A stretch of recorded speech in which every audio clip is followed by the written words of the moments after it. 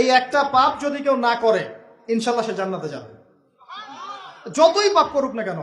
বাসায় মা বোন যারা আছে অনেকেই দেখা যায় চুল আশ্রয়, চিরুনি পরে গেলে বলেই আজকে মেহমান আসবে।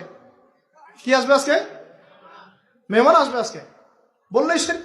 বাসা থেকে বের হচ্ছেন, আপনার পাঞ্জাবিটা একটু আটকে গেছে, আপনার স্ত্রী বলছে একটু বসে যান, অমঙ্গল হতে পারে, বসেন, বাস মুশরিক, শিরক হয়ে গেল। মুসলিম সমাজে রন্ধ্রে রন্ধ্রে শিরক। এখন রাস্তাঘাটে উঠতে বসতে পেপার পত্রিকা খুললেই শিরক।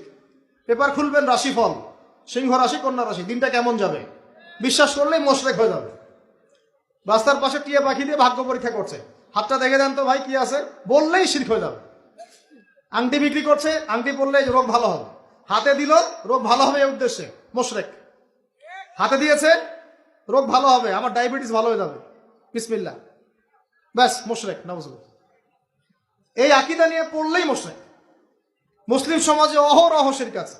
আর আবু জেহেলের যুগে কি ছিল ভাই? আবু জেহেলের যুগে অনেকদিন বলেছি মেজর 5টা সমস্যা ছিল। কয়টা?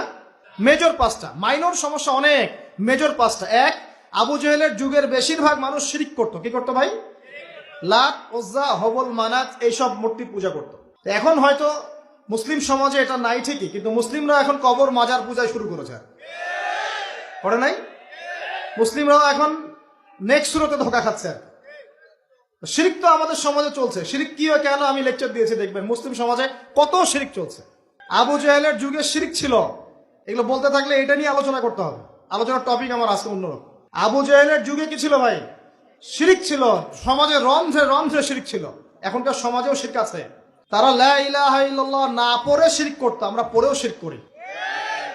আল্লাহ পাক আমাদের সবাইকে শিরকের পাপ থেকে হেফাজত করুন বলি আমি।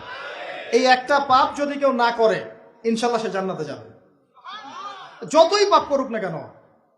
জেনা করেছে, মদ খেয়েছে, মিথ্যা বলেছে, অনেক কিছু করেছে, শুধু শিরকের পাপ করে নাই, আল্লাহ